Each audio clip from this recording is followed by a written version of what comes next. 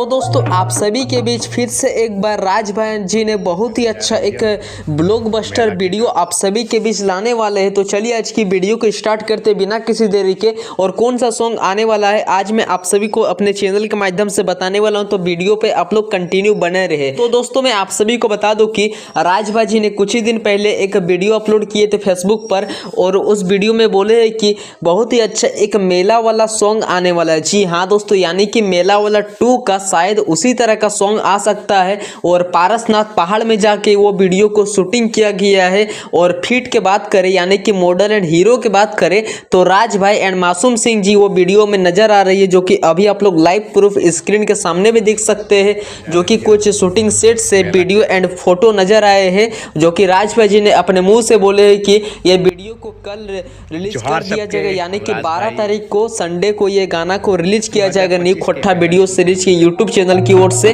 तो कौन कौन भाई चाहता है कि राज भाई का वीडियो आना चाहिए तो हमें नीचे कमेंट बॉक्स में जरूर बताइए। और आप लोग रेडी रहिए, कल 9 से 10 बजे आप सभी के बीच राज भाई जी का वीडियो आने वाला है। तो चलिए मिलते हैं किसी नेक्स्ट वीडियो के। Love you.